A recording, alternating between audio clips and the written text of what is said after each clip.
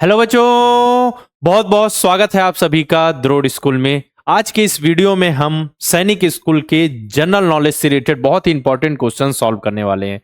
जितने भी क्वेश्चन जिस तरीके के क्वेश्चन आपके एग्जाम में पूछे जाते हैं, बिल्कुल उसी तरीके के उसी पैटर्न पर बेस्ड हम क्वेश्चन की प्रैक्टिस करेंगे, ताकि जिस तरीके के क्वेश्चन एग्जाम में आने वाले हैं उस तरीके के क्वेश्चन की प्रैक्टिस हो जाए। और आप सभी के लिए नियम तो आप सभी को पता है, जितने भी क्वेश्चन मैं पूछूं आपसे उसको पहले खुद से सॉल्व करने का प्रयास करना है और सभी बच्चों को कमेंट बॉक्स में जरूर आंसर देना जितने भी क्वेश्चन आपके सामने आए। और जितनी भी चीजें मैं बताते जाऊं उससे रिलेटेड कॉन्सेप्ट उसको कॉपी में नोट करते चलिए, क्योंकि इसी तरीके के क्वेश्चन आपके एग्जाम में आने वाले बिल्कुल इंपॉर्टेंट क्वेश्चन होंगे। सॉल्व करते हुए चलना है और सीखते हुए हमको चलना है, ठीक है। बाकी सब्जेक्ट से भी रिलेटेड वीडियो लगातार आपके लिए अपलोड किए जाते हैं, ठीक है। तो आज बारी है जनरल नॉलेज की। तो जितनी भी चीजें बताई जा रही समझिए, बिल्कुल मोस्ट इंपॉर्टेंट क्वेश्चन है जो आपके एग्जाम में पूछे जाएंगे, है ना। जितने भी टॉपिक है जो सिलेबस है, सिलेबस बेस्ड क्वेश्चन होंगे, ऐसा नहीं कि सिलेबस से बाहर होगी कुछ चीज। चलिए पहला क्वेश्चन आपके स्क्रीन पर ये रहा। Choose the instrument which is used to measure human heart beat. वह यंत्र चुने जो मानव हृदय की धड़कन को मापने के लिए उपयोग किया जाता है। अब आपके पास ऑप्शन है compass box, cardiogram, dynamo and electric motor, ठीक है। मेजर ह्यूमन हार्ट बीट या हार्ट किसका यूज किया जाता है, किसका यूज किया जाता है? कार्डियोग्राम। मेजर करना है, अगर उसी को सुनने के लिए जो डॉक्टर, जैसे आपको बुखार हो गया, ठीक है, फीवर है या कोई, अरे ये तो डॉक्टर आपको स्टेथोस्कोप से चेक करते हैं ना, वो सुनने के लिए हार्ट बीट कर है, उसको सुनने के लिए जो यूज होता है वो है स्टेथोस्कोप, और उसको मेजर करना है तो कार्डियोग्राम का यूज करते हैं हृदय की धड़कन को मापने के लिए। चलिए next. Which vitamin help the clotting of blood. Blood clotting में मतलब कि कौन सा विटामिन रक्त का थक्का जमाने में मदद करता है। रक्त का थक्का जमाना मतलब जैसे कहीं आपको चोट लगी है ना, अब कहीं चोट लगी वहां से ब्लड आ रहा है, अब वहां से ब्लड निकल रहा है, तो ब्लड निकलना एक समय के बाद बंद हो जाना चाहिए। ऐसा नहीं कि ब्लड यहां अगर हमको चोट लग गई तो यहां से ब्लड निकलता ही जा रहा है।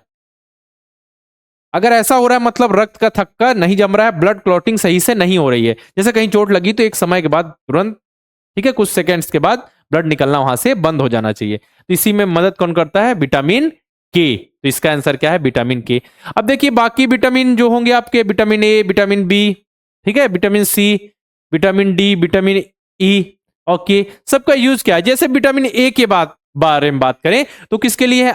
आंखों के लिए, अपने आईज के लिए बहुत ज्यादा बेनिफिशियल होते हैं जो विटामिन ए होते हैं, ठीक है। अब सोर्स क्या है विटामिन ए के? आप सभी लिखिएगा कमेंट में, है ना, ताकि सीखते चलें।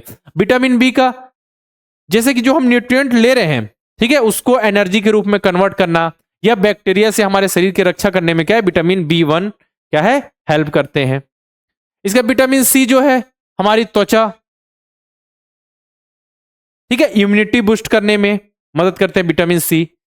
अब जितने भी विटामिन के बारे में आपको बता रहा हूं उनके सोर्स क्या है आप मुझे बताइएगा, ठीक है। विटामिन डी हड्डियों की मजबूती के लिए जरूरी होते हैं, है ना। विटामिन ई की बात करें तो आपके हेयर के लिए, स्किन के लिए बहुत ज्यादा जरूरी होते हैं विटामिन ई। विटामिन के बता दिया, ब्लड क्लॉटिंग में हेल्प करते हैं, तो विटामिन के यहां आंसर हो गया।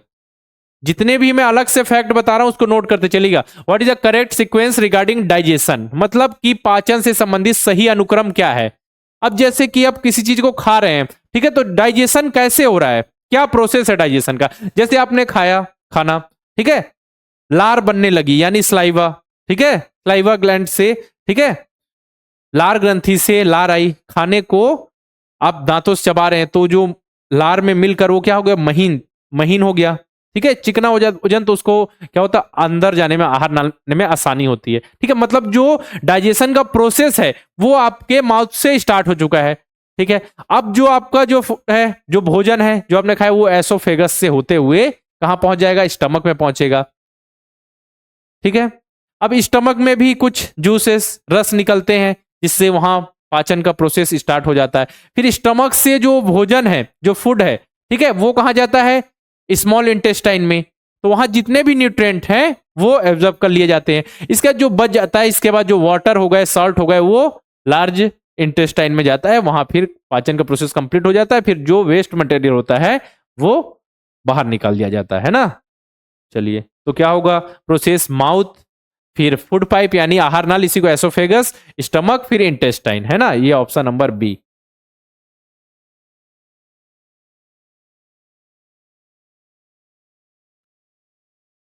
चलिए नेक्स्ट, अब फोर्थ क्वेश्चन है, which of the following is the not sense organ. अब सेंस ऑर्गन ज्ञान इंद्रियां, ठीक है, कितनी ज्ञान इंद्रियां होती है, टोटल होती है कितनी, 5 ज्ञान इंद्रियां, 5 सेंस ऑर्गन होते हैं।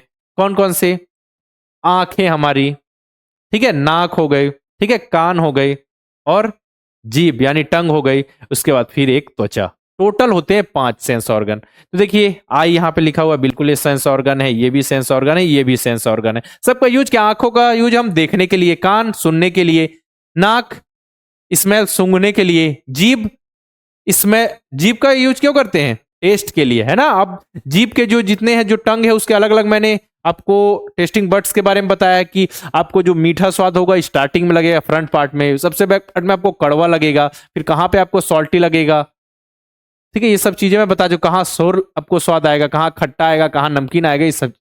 पैर जो है ये क्या है, सेंस ऑर्गन नहीं है, तो अपना ये तीनों तो है, तो अपना आंसर आ जाएगा डी, नहीं है। क्वेश्चन पूछा है नहीं है ना, याद रखिएगा, जो सेंस ऑर्गन है, पक्का क्वेश्चन आएगा यहां से। Fifth question, which of the following is the solid state of water. अब देखिए, निम्न में से कौन सी जल की ठोस अवस्था है, तो कौन सी बताइए, बर्फ, क्या है, बर्फ। पानी होगा, उसको फ्रिज में जमता है, ठीक है, तो क्या होता है, करने पे, ठंडा करने से क्या होता है, बर्फ बन जाता है, तो उसकी ठोस अवस्था है। जल के कौन कौन से स्टेट होते हैं बताइए, नॉर्मल लिक्विड स्टेट, ठीक है, और गैसियस फॉर्म में होता है वेपर के रूप में, और ये हो गया सॉलिड, बिल्कुल ऑप्शन नंबर बी हो गया। नेक्स्ट, अच्छा आप ये बताइए, जैसे कि नॉर्मल लिक्विड फॉर्म में है, उसको गर्म करेंगे, ठीक है, वेपराइजेशन होगा तो क्या होगा, वाष्प बन जाएगा। अब उसी वेपर को आप ठंडा करेंगे, यानी कंडेंसेशन का प्रोसेस होगा, तो क्या वो चीजें क्या हो जाएंगी,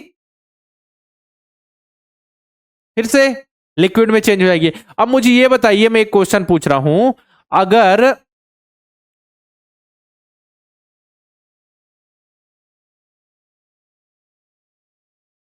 सॉलिड को डायरेक्ट गैसियस फॉर्म में चेंज करना है, ठीक है, सॉलिड को डायरेक्ट गैस फॉर्म में चेंज करना है, तो उस प्रोसेस को क्या कहा जाता है, ये होमवर्क है आपके लिए, है ना, बताइएगा। चलिए, ट्यूबरक्लोसिस इज कॉज्ड बाय, क्षय रोग किसके कारण होता है बताइए, क्षय रोग जो टीबी होता है, क्या वो वायरस के कारण होता है, क्या वो बैक्टीरिया के कारण होता है, या फंगी के कारण होता है, प्रोटोजोआ किसके कारण होता है, बैक्टीरिया, बैक्टीरियल इन्फेक्शन, टीबी जो होता है बैक्टीरिया के कारण होता है।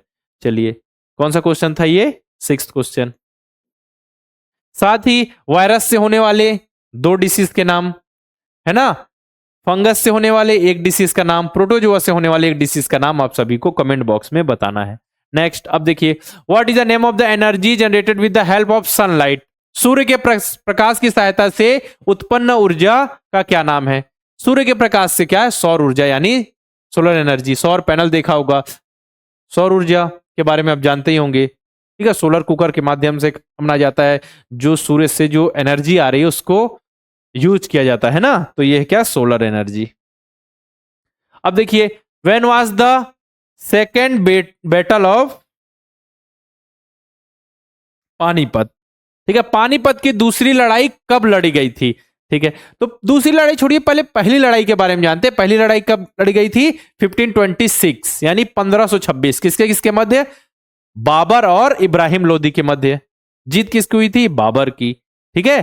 फिर दूसरी लड़ाई कब लड़ी गई थी, 1556, 1556, किसके मध्य, अकबर और हेमचंद्र विक्रमादित्य हेमू के मध्य लड़ी गई थी। कब, 1556 में। अब पानीपत की तीसरी लड़ाई भी अगर पूछ ली जाए तो लड़ी गई थी 1761, 1761 में, मराठा साम्राज्य और अहमद शाह अब्दाली के मध्य, ठीक है। तो हमसे क्वेश्चन में पूछा क्या गया है, पानीपत की सेकेंड, तो पानीपत की सेकेंड लड़ाई 1556, 1556, ओके।